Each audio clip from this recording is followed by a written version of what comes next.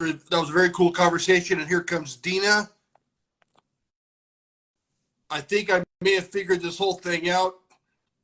She's joining. Dangerous. Deena's on the call. I think the only person that calls me. Oh my gosh, I had the same audio problem I did yesterday. Oh. Hold on. Okay, try. Can you say I can something? hear you. Can you hear me? Oh my god. Okay. I don't know what to do now. So Deena, how are you today? I'm good. How are you? Okay, so if I miss something that you say, please forgive me because I can't hear a word. I'm gonna read your lips. I think that's funny that I came up with Dangerous Deena. You say that your husband calls you. Yeah, he's probably the only person that calls me that. I'm sorry. I didn't mean to make that public. Good one. So we got 5 minutes before we're technically live, but people are watching now. Where are you looking? You're New Orleans? I'm now in Kennesaw, Georgia. Kennesaw, okay. I drive a truck and I'm always down in Kennesaw. We have a BMX track here. So we just had the Dixieland Nationals here, but I didn't get to go. I was somewhere else that weekend. I was a little bummed. When was the last time you touched a BMX bike? So I actually have a BMX cruiser. I bought a Mongoose, and I was doing a trainer, the trainers. I had a trainer for it, and I had bad knees as it was already. I needed a knee replacement. Well, I fell over on the trainer, and I have really bad knees, so I'm waiting to get knee replacements. But the actual last time I was on a track was about 25 years ago. My very little brother started racing, and I went on the track one day just to ride it while he was racing that day. So that was the last time I was on a track. But I want to. I mean, it drives my family insane how much I talk about it, want to get back on a bike, but I got to get some new knees first. Nice. I've told the story a couple of times after Dirty Fest. I saw the competition and I was like, maybe I can make it out of my motos this time. I'm going to try to go for it again in Tustin at the end of the year. But I was like, I had to race Dale Holmes, he was a world champion in the 90s. I don't know if you heard of him, but and so the best I could ever get was a second, and there was only 6 of us. And so I think I got 2/3 and a 4th. But I didn't even pedal. I was like, I coached it the whole time. I got 2/3, so it wasn't too bad. See, we're getting old. We're getting old. What's that? We're getting old, but some of these guys, man, they're crazy still. Yeah. Well, the track was downhill, so technically you didn't really have to pedal. Lucky. So it looks like we got a couple of people joining us. Thank you very much, everybody. And once again, we're talking to Dangerous Deena Corbett. She was she was a local to the Azusa tracks where I was a local. However, we don't remember each other. Nope. But do you remember Maine Bikes? Yes. Okay, I raced for Maine Bikes. Yeah. And you raced for S&K. And Ralph. You don't remember anybody that you raced with, right? I raced with Matt Hayden was on the team for a little while. Really? Uh-huh. And I think he was probably the best, was Matt Hayden, I think. So, I mean, as far as being on the team for a little bit. But yeah. My brother was the same age class as Matt Hayden, and they were constantly every year. Oh my gosh, I can hear you. Well, you froze for a second, and now everything's good. Oh my gosh, I'm so excited. Yeah, so Matt Hayden was a really nice guy. Really nice, kid back then. We were kids back then.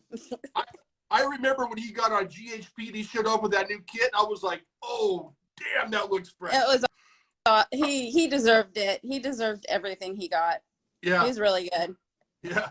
I talked a little about Matt Hayden with Jason Donnell. Is it Donnell or Donnell? I call him Donnell. Donnell. I don't know. We always called him Jason Donnell. Donnell, yeah. funny when he said, he goes, yeah, I was signing autographs before I could learn how to write cursive.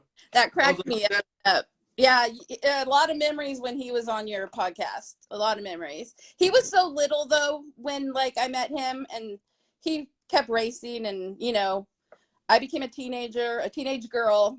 I was a tomboy, but I was still a teenage girl who eventually wanted to, you know, see my friends in high school, be a cheerleader, go to dances. So I quit for a while, like completely. And then I sold my bike. And I was like, no, I just want to race sometimes. So I got a PK Ripper, just the frame, and I had to pay for everything myself. So I built a bike from the frame. Nothing matched. I mean, nothing, because it was my money now. Mm-hmm. And I just wanted to get on the track. So I raced just occasionally on the weekends. Maybe my parents would take me, or because I was a young for my class, so I didn't get my driver's license until I was a senior, I think. Okay. So yeah, so I didn't have a driver's license, so I couldn't drive myself. So my mom and dad would take me once in a while. They were burnt out too. I mean, the whole family was burnt out. But I raced a few times, and unfortunately my brother had substance issues, and he took my bike and sold it for substances, we'll call it. I sold my bike, but I sold it for a surfboard and a wetsuit. Yeah. Well, see, that would have been something in return. I mean, I did surf. I could have surfed, but no, that was a fight in itself. So I didn't pick up a bike again till my late 20s when my other brother raced. We have a really younger brother. He would only race if you bought him nachos. Oh, okay. Okay, cool. So we raced both Azusas. We raced Orange Y all the time. The Norco Corona track, Hesperia, Devonshire Downs when it was still there. Harbor BMX was a big one. That was our big track too. I loved Harbor. And La Mirada. We started at La Mirada. See, I think Jason told me he was from La Mirada too. I think he was around there, yeah. Yeah, he said that his local track was La Mirada, but I go, how was your local track, La Mirada? You were at Azusa every week? Yeah, we were all, we went we raced every night of the week, sometimes 3 times on Saturdays and 3 times on Sundays. We would make every BMX track. You know, so I'm so jealous of riders that got to start when they were so young. I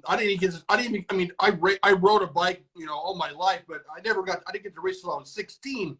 So it's like when I hear stories that, like, you know, other guy like Bullwinkle Winks was like racing when he was like 4.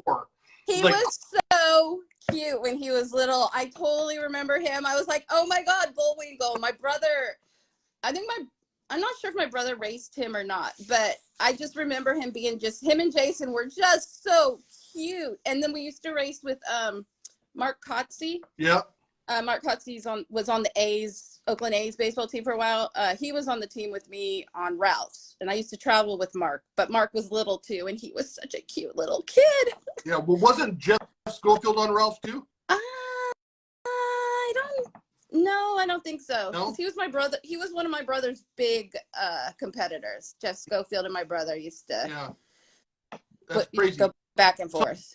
So let's take it back a little bit, and I think that you had mentioned the story about how you started racing. I thought it was kind of cool. Can you share how you started racing? It's kind of cool.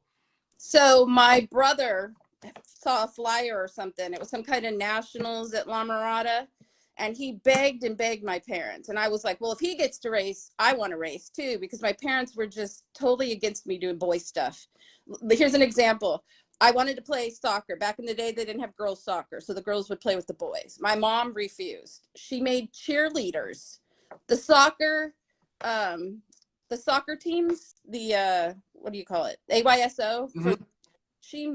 She created cheerleaders for soccer teams so that I didn't play. She made me a cheerleader. So when I wanted to race, they were like, we don't want to waste our money. I think it was like $15-20 to enter back then. And they were like, we're not wasting our money on you, you know, blah, blah, blah. But I begged and begged, and they finally said, okay, fine. You guys have to share a bike. And we had to wear my dad's old motorcycle helmet, which was literally like a cone. I don't even know how to explain it. It did look like a bullet with a thing here. Right, right. And Like, so they let us race, and they're like, free. yeah, they're like, first time she falls, we're not even worried about it. She's never going to want to race again, you know, that kind of stuff. So it was the main, I guess, and everybody fell. And I got up. I finished third. I mean, and back then, girls didn't have beginning, intermediate, expert. So I was still racing against all these girls who'd been racing a long time. And I got up and got third. And my parents were just like, she's never going to do it. She fell. She's never going to get up. And I got up, finished the race. And they were just like, okay. And I'm like, I want to keep racing. And they were just like, seriously? And I'm like, yeah, this is the best time I've ever had in my life. And my brother won his. So we didn't have a lot of money. Drop your brother real quick? Huh? Do you want to name drop your brother? Because he was pretty... Deena Corbett. Deena Corbett. Deena Corbett back then. So he won his. So my parents were like, they were still all for him racing, not me. And there was going to be some nationals in like Magic Mountain.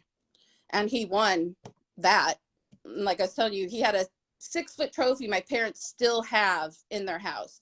There's no, what do you do with a 6-foot something? What do you do with that trophy? So it's like in the corner of the house. Every house they've had, every time, you know, that trophy has just been there. That's so cool. It's almost like you have to sell the house, sell the with trophy. The trophy. So our first house in La Mirada, when they sold it, we couldn't get all the trophies out of the attic. There's probably 300 trophies still in that attic. The people that moved in, that bought the house, they still live there. They never got the trophies out either. Yeah. Thank God they started that thing where you don't get a trophy, you know, you trade it in or snack bar credit, right? Or it was no, either, I think entry. Okay. Entry into the next race, maybe. I never traded because I wanted them too bad. But yeah, you're right. Yeah. So we did that after a while, thank God, because our whole entire den was just trophies. So I can't even imagine these BMXers that were super great that are like, how many trophies do they have? Yeah, like so we can't. Yeah. I won another national. What am I gonna do with this? The pain of success. I don't want this trophy anymore. No, like, for reals though. Some of them meant something, right? You know, some of the trophies meant something. Like Gold Cup qualifiers. I won some Gold Cup qualifiers, so those meant something. And I went to Knoxville, Tennessee for a race, and I went to Shreveport, Louisiana for a race. So those meant something because I didn't get to travel much because we, like I said, we didn't have money. Right. So unless the sponsor paid for the travel, didn't get to go. So let me ask you a question. So have you, before you were bugging your parents to race, had you touched a BMX bike before that, or? I was a tomboy. I don't care. And it's first time on a bike, you got on the track. No. I loved the bike. I rode bikes all the time. So I grew up in a neighborhood, honestly, that was mostly boys. So I was out with the boys all the time. Okay. I had girlfriends. I mean, I had friends that were girls, but I just like to ride. So what was your favorite weapon of choice at the time? What would you like to ride? Oh, I only had, for all those years that I rode, I shouldn't say that. At first, when we started, my brother had a BMX style kind of bike. So we shared that. And then my parents thought it would be neat to buy us these 40, 50-pound Huffy bikes. So they got us those for Christmas that year. And they were like heavier than, a 5-year-old child. So we had those, and we were still winning. We were still winning on those bikes. So they're just like, why do we need to buy you a better bike? Right. So finally they got me I think it was a GT Pro Performance or Pro. Okay. And then my brother got a Powerlight, and he had the full sew ups when those were the thing and all that. And I had regular rims, and they were lighter, but he had the full bells and whistles. Powerlight. He had a Powerlight, right? Huh? He didn't race for Powerlight. No. He just had a. No. He ended up racing. He raced for Ralph's, SNK, free agent for just a bit. I think he got kicked off that team. And I'm pretty sure he got kicked off every team. That is. I swear to God, man. I want to meet your brother. Yeah, he's a scrapper, man. He's still something else. He get kicked off. Wait, he got kicked off of free agent and Ralph too, right? Yeah, oh, all of them. He fought all the time. And then I think he was riding for free agent at a race one time, and this boy was just needling me. We didn't know who he was. He just started needling me. I mean, he was following me around and just talking shit to me. And my brother's like, dude, leave my sister alone. And this kid's just like, fucking make me. So they're in a fight. So we're all sitting there, and we're not on the same team anymore, but I'm with his old team. And we're sitting there, and this boy runs by us. Then my brother runs by us. And then my team manager runs by us, like chasing them. It was like that all the time with him. So he wrote for someone else too. I can't remember who he wrote. That's so funny. I mean, I never had any, I always was a dirty rider, but I never got in any fights that I can remember. But at Azusa, that was where I used to T-bone everybody in the first turn. So I had a girl I grew up with. She was one of my dad's best friends growing up, daughter. And she and I one time came out of the gate, and we were on like lane 1 and 8 at Azusa. We came out of the gate and we just smashed everybody. We went into first and first, right? And like, so after that, they called us the Malachi sisters. I don't know if you know what that is from like Happy Days or whatever. So they called us the Malachi sisters. So after that, they painted Malachi sisters on our helmets. Well, do you know that the Patterson brothers were also called the Malachi brothers? Oh, I didn't know that. Yeah. I knew the Patterson brothers. I didn't know that. That's funny. Brent and Brian, I think they had Malachi on their back, on their butts, on their leathers. Oh. So my brother had faster than you on his, and then my mom put faster than you 2 on mine. And everyone used to say that I had a big ass, so of course that fit. They'd be like, "You're so skinny, but you have a big ass." Thank you so much. It was too much work for my mom to sew anything on my leathers. I didn't have nothing on my leathers. Yeah, my mom did it all.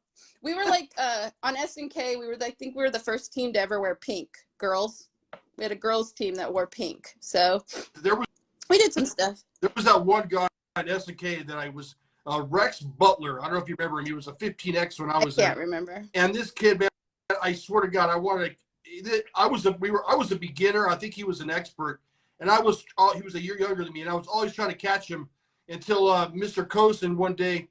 He told me on the gate, Mr. Costa was throwing the gate, and Dave Wilson took me aside and goes, "Dude, don't go on riders ready." Because this is back when they threw the gate, right? Yeah. And I go, "Really?" And he goes, "Yeah, dude, trust me, go on riders ready." And I went on riders ready, and from that point on, I was good. I could hang with anybody really, but riders, that was the best piece of advice I ever got from a BMX guy was Dave Wilson. And I never did beat him. I turned expert, and I was there every week, but I never could beat him. Did you remember Dave, right? Yeah. I just think it's funny. You were telling me the story about you and Tim Testa. he was something else. Yeah. Yeah. I'll tell everybody else that's watching that. Maybe Tim's watching. I don't know. But I raced for Main Bikes out of Alhambra, and I was the premier. The 16 or I was 17 at the time, but I was racing 17 and over. Yeah, 17 and over. And for one day, my sponsor comes to me and goes, "Hey, I got another 17 expert on the team." And I was like, "Well, why would you do that? I'm the 17 expert on the team." He goes, "Well, don't worry about it. He only races NBL." So I was like, "Oh, okay, okay, no problem." So I met Tim like once or twice in passing. And we ended up racing the same race, which was correct me if I'm wrong, is 84 or no 85? What year was the War of the Stars? 84, I think. 84. I'm gonna go 84. 84 War of the Stars, and we both got to the main, and that's the main where I got the whole shot, and I broke my cranks in half coming out of the gate, and I went over the bars, and I didn't know what happened to Tim for 30 years. Wondering who won that race. Did Tim get anything on it? And finally, I reached out to him on Facebook like maybe a year ago, and I go, "Hey, dude, do you remember that race? What did you get in the main at the War of the Stars?" He told me, he goes, "Oh, I got blown out. I got a 7th." Wow. So Main Bikes, came out with us 1/7 and 1/8 in that race. But that's the last thing. I didn't really talk to him after that. You know what? I think I fell going up the track. Remember the bridge? Yeah. I think I fell in the that little tiny turn that went onto the bridge. I think I fell that race on the turn into the bridge. In the main. And I think that's pretty damn hard to do since you're going like nothing up that hill. I think I remember falling. Yeah. I fell a lot. Yeah. I still have scars. Crossover always messed me up when you had to jump over the first or the second turn. There was the pro crossover. You had to go back. Yes. That always messed me up. But that was a fun race. And I had mentioned on a previous episode about Larry Wilcox. And you had corrected me and like, no, he didn't break his leg. He didn't break his collar, right? Somebody said he broke his collarbone, but I thought it ended up being nothing. I just remember I was laughing because they came out and they put him on a backboard and put a neck brace. And I don't remember, did they actually fly him out or take him on ambulance? That I can't remember. But I was just like, I mean, I'm sure they were protecting their star, but we never saw him ever again. And he started that BMX merchandise thing, and so I was just like, dude, and he wasn't going very fast. I remember it was just like super slow and he just went over. Pretty funny. But you know, he is a really nice guy. But I've sent him probably 2 or 3 requests for an interview and he's never responded. My brother paid for one of those cameos. So I used to work for the Highway Patrol and he did chips. So my brother paid for one of those cameos for Christmas for me last year, I think it was, maybe, or the year before. And it was funnier than crap. He had him be like, hey, Deena, I'm going to take you out on the motorcycle and we're going to redline the motorcycle. Me and Ponch want to take you out and like all this stuff. It was hilarious. But he's just super nice. Messaged him because I'm a former Marine. Like, I think he's a former Marine too. Oh. And I go, dude, I'm a former Marine. Keep it in the USMC, Semper Fi. Help me out, dude. Let me interview you. And I didn't get nothing back. Well, thank you for your service. But wasn't it you that told me that how to get in contact with him legitimately? Yeah, well, his assistant, I think her name's Sue. Yeah, you can get a hold of her, and she could probably tell you if you have to pay or if he'll do it. Yeah. So I have no clue. My dream conversation is with Slash. Because he was a big time racer and freestyler out in the San Fernando Valley. About remember Wall Street where Charlie Sheen sends Michael Douglas calls him every morning for you're gonna do that to Slash. I do that to Slash. I email him all the time saying, dude, please, I want to talk to you. Right, you think he'd want to talk about something else besides guitar? Yes, right? I'm one guy that could care less about your music, dude. That's what I'm talking about BMX. But anyways, that's my Everest. But so go back to Azusa. I mean, my thoughts and because when I showed up at Azusa the first time, it was the same day that Monrovia had closed. Oh, I forgot about Monrovia. Oh my God. Yeah. I crashed those at the Bullwinkles next door. Huh? I crashed one of those go-kart things and I had another rider, like a little rider in the car with me. The parents thought we were dead. Oh my God. I don't remember go-karts next to Monrovia. Were there go-karts? Yeah. Well, you could, or maybe it wasn't right next door, but it was like right there. We used to go after for like pizza or whatever, but there was go-karts. Okay.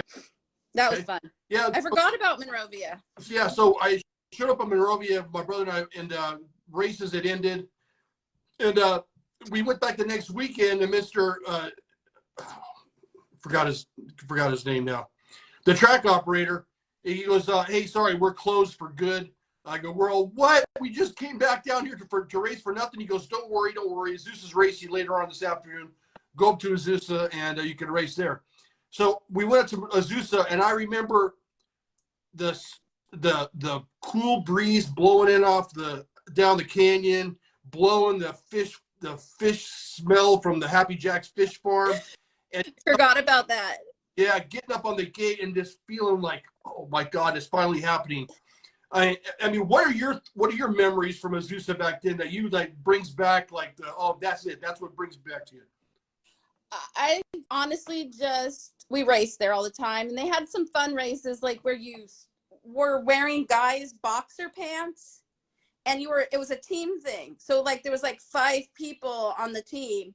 You did the track, you had to go take the boxers off, the other person had to put them back on, and then they'd go race. I mean, they did fun stuff all the time. But we used to I just remember hanging out in the parking lot um with just friends, you know what I mean? Like that's more of my memories. Like racing was great, but you spent the day there. It wasn't, you only raced 3 or 4 times, so the rest of the day you were hanging out. Dylan, I was talking to Brant Clark last night, and he said that they used to hold the trophy ceremonies inside the Eagles lot. Yes. Uh-huh. Were you part of that? Well, the parents would go drink there after the races, and we'd hang out in the parking lot. Like Tim Testa's mom had got a new car, and so everyone was in the car because it was freezing. So we were listening to the radio in the car, packed car of kids. So I heard a story about when Tim. I heard this secondhand, so maybe it's true or not. Where he was racing one day and he threw his bike over the first turn, and it flew over the fence and landed in someone's car or something like that. Have you heard this story? No. Okay. All right. Somebody told me that on one of my conversations, or on a comment on one of my videos, and I said, I don't know nothing about it. I wasn't there, but that's what I heard, that he got taken out or something over the first turn at NBL and lost his bike. Oh, that would have been good. I don't remember that. We would go over to the ABA track too. We'd do both like the same day all the time. So the Ainsworths own the ABA track. Yeah. But and the Wilson. We had good time. Yeah. Good times.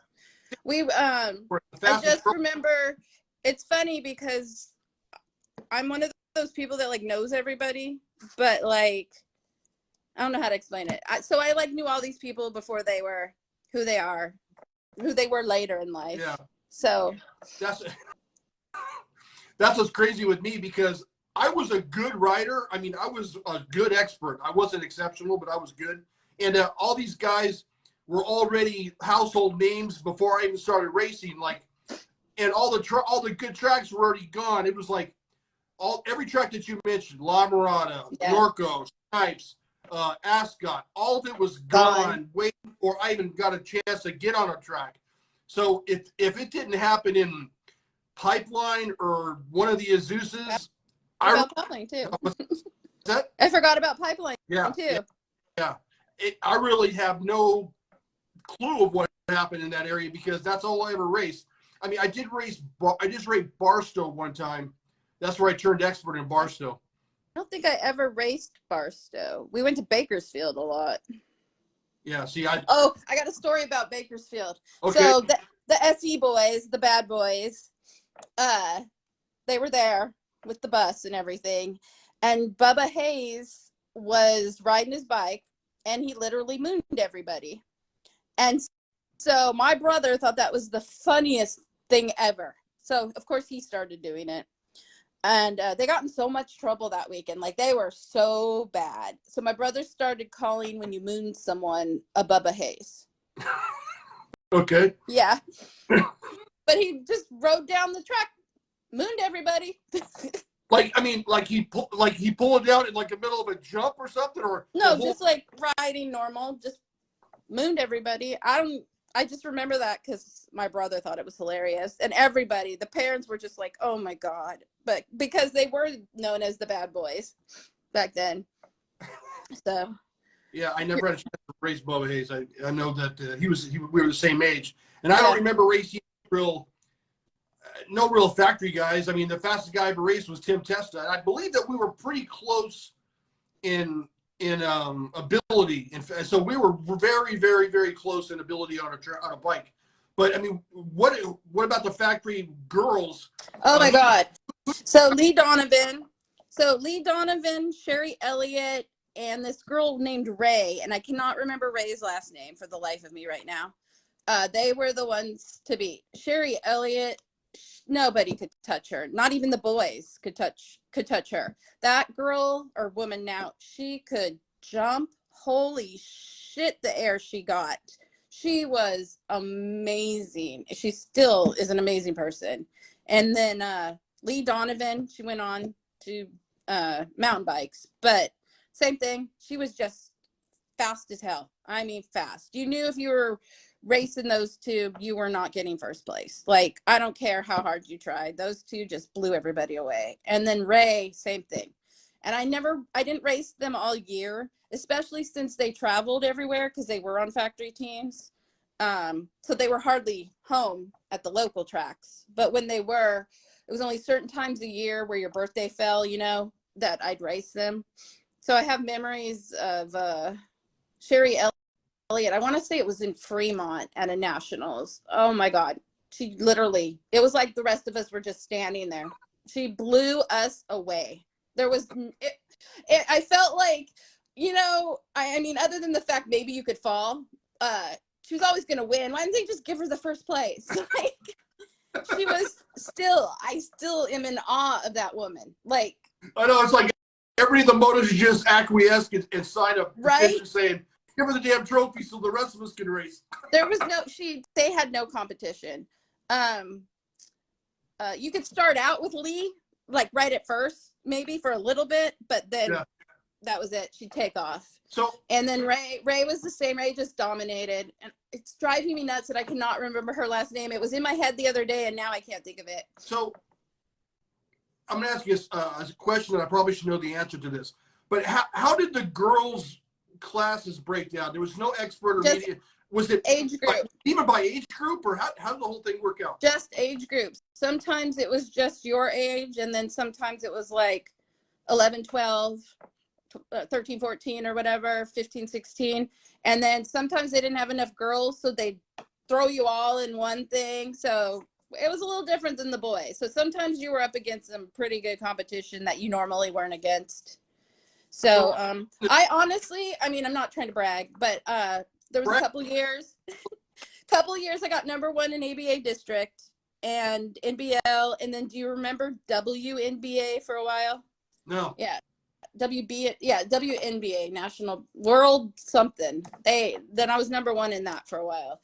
So, but like I said, I only got to go travel a few times because we didn't have the money. I'll be honest. My dad hardly ever had a job back then.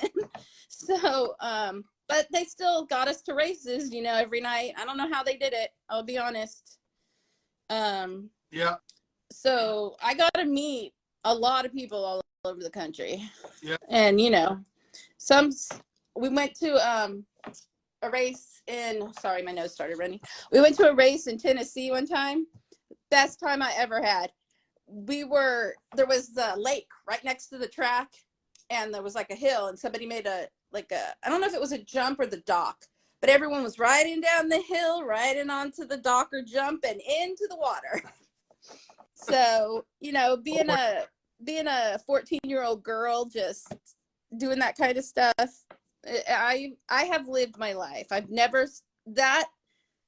those days in BMX made me carried over into adulthood and everything. And I have lived a great life so far. That's bitching. I've always wanted to do the lake jump, but I'd always say, well, what's going to happen to my bike, man? I don't want my bike to sink to you got to hold on to your bike. You got to get your bike back. or put like a tether on your bike or something. Actually, I've read stories online about dudes that are petitioning to drain lakes or reservoirs in their area so they can PK rip around the bottom of the right? Oh my God. So I have 4 kids. None of them wanted to BMX race. My daughter that I thought I could get on a bike, she can't even ride a bike. So the youngest, he's like, I want to race because my nephew, oh my gosh. So my Danny's son, amazing BMX rider, amazing. He was number 1 all over Montana.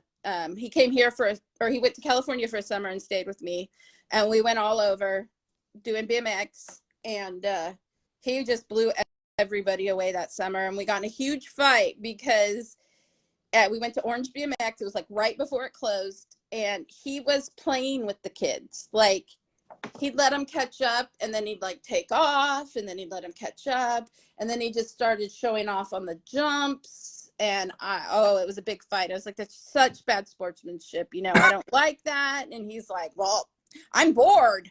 And I'm just like, oh my God. And he got to the point where he honestly was in Montana, just like, this is boring. I have no competition. So he quit. But while he was in California, my littlest, who was only 4 or 5 at the time, was like, I want to race. So my brother found a bike in Montana, mailed it out, a little mini Ripper. It was so cute. All the bells and whistles. My son decides, I don't want to race on the track. I just want to ride around the BMX track all the time. Not the track, but just outside. Right. I just want to ride in the stands and in the parking lot. And I'm like, okay, that's fine. Maybe we'll get to the point where he wants to get on the track now. So after my nephew left, my little kid looks at me and says, I don't want to race no more. I was like, what the heck? He just wanted to do it because he saw his cousin being, being cool. And then there was like, cousin's gone. I don't want to show off for cousin anymore. So I sold his bike, like for what I paid for it, which was fine. Oh, that's cool. And yeah, I mean, luckily, because I was going to be pissed. And, he even got little leathers, and they were just so cute when they're that little. Yeah. But now, every time that kid's gotten on a bike later in life, he falls and eats shit. He's broken his arm. He's got scars on his face. He cannot get on a bike now without some major catastrophe. Did you ever have any bad crashes that comes to mind? So we went to Arizona for a race, and I went over the whoop-de-whoops. And that's what we called them back then, right? The whoops. Whoop-de-doo. Yeah. Whoops. I went over it, and on the last one, my handlebars broke off the neck. The neck broke on my bike, and I fell literally right on my ass. And we're still not sure if it was a broken tailbone or a bruised tailbone. I couldn't sit I had to drive back from Arizona laying on the floorboard of the car because it hurt so bad. And, we didn't go to the hospital back then. We were just like, suck it up, throw some dirt on it. That was bad. I got a handlebar to my ribs, kidney. It literally bruised. They figured out, they did all those tests, like MRIs and stuff. I had a bruised liver, bad, from the handlebar to it. So I couldn't breathe it was really hard to breathe because of that one for weeks. And then I fell again at a race in San Francisco, and they had to take me to the hospital because all over the place. I mean, yeah. I'm jealous of something. But I broke my nose in, I broke my nose in Gilroy, California. That was probably the biggest pain thing. I mean, I've broken other stuff doing other things. Like, it's no biggie, honestly. I'm one of those people that's just like, I get up and I go, oh, my arm's broken. We gotta go to the hospital. So. Yeah. I didn't have one crack. I mean, I fall down on my reach. I mean, the reach, I was always on the ground, but I never had one significant injury the whole time that I've ever even been on a bike. Up until probably at Orange Y for my nephew's birthday, my brother rented out the track. And it was me and my brother and a couple of my friends that used to race. Corey Clark was there. He used to race with us on the team. And I was trying to keep up with them, and I hadn't touched the bike in years. And we get in the gate, and I go over the first roller jump in Orange Y, and I get sideways, and the handlebars go in my stomach, and I fly over the bars, land on my head, and I'm laying there gasping for air. And they come up, they pull my helmet off, and I'm like out of it. Like, I was messed up bad. It's like they peel me off. I go to sit down. I'm walking to the bleachers to sit down, and I just kind of like, boom, I passed out. They took me to the hospital, and they're like, oh, no problem. We get guys from because there's a hospital right across. Yeah, right across the street. Yes.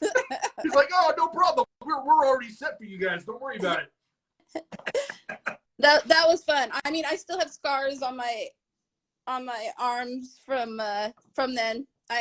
You get the road rash That was a lot of that. Yeah. A lot. And then there was when you didn't wear the long sleeves for a while, that was trendy just to wear the elbow pads or what was it called? Jaffa or whatever, just the button on one. Yeah. My brother actually got his braces. He hit a tire, went over, hit the tire, and his braces came off his teeth and up into his thing.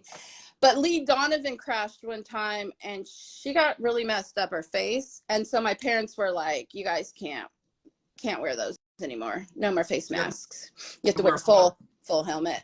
But the open face were like 100 times cooler than the full face. Because you could just go like this. Oh my gosh, it was so cool. I mean, you had your visor popped up and have the Jofa. Oh, that was so sick, man. Love the Echo helmets were the best. Yes, the Echo helmets. We had my dad was a speedway motorcycle racer. Okay. And so that's his old helmet we had. But we would oh my God, Big Daddy Ed Roth. That's who painted our helmets. He was some kind of he's famous for yeah. So he used to paint our helmets for us because my dad knew him somehow. I don't know how. Did your dad race Ascot? Oh yeah. Yep. I have pictures from the old days. Yes. So him and my uncle. Him and my uncle. And then my brother. What? What'd you say? I think I told Billy Weeks that I almost died at Ascot when I was like 8 or 7 or 8, and it's back when they had sprint cars.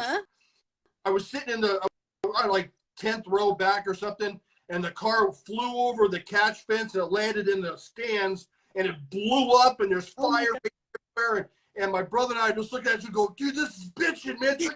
And my parents run up and they grab us and boop, they pull us out. So that's the only time I was ever at Ascot. I never raced it, but I raced. So we raced at Ascot. They just had they didn't have a track there all the time. It was just special races, I think, right? No, they did have that track. That's right, because there was those little go-karts behind it too. There was a track there for a little while. Yeah, forgot about that. Yeah, so we Ascot was fun. My brother actually did sprint cars, and then his son actually raced sprint cars. The one that BMX'd. He also is a bull rider.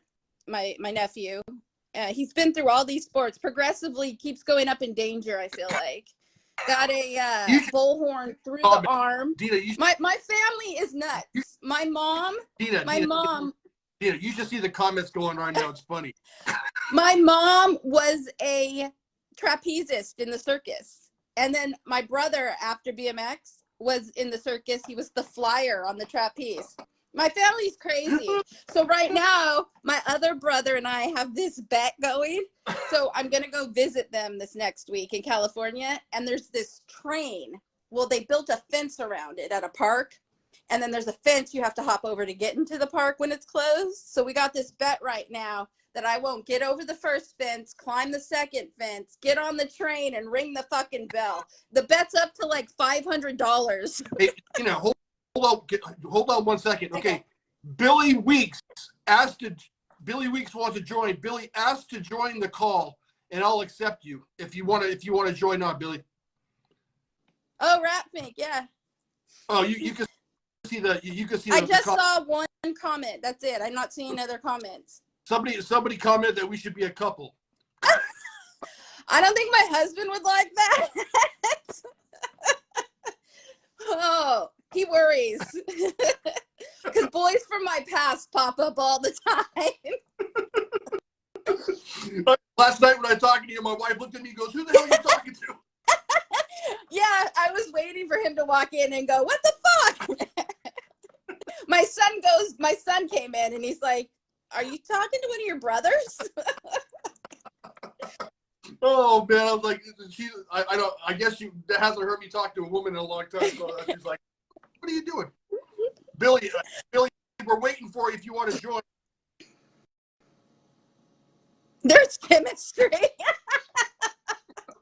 Okay, so I have been told, literally, I talk to people, guys give me their numbers thinking that I'm flirting with them. And I'm like, I am not flirting with you. I just am this friendly person. You're every guy's worst nightmare because they think, oh, she likes me.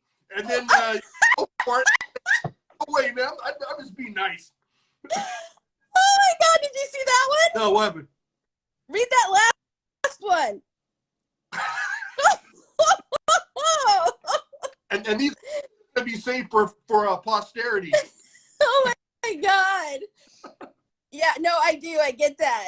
And at work, I used to get in trouble all the time at work because people would say, oh my God, I can't believe you're flirting. I'm not flirting. I'm just an outgoing person. My brothers are 100 times worse than me, like 100 times.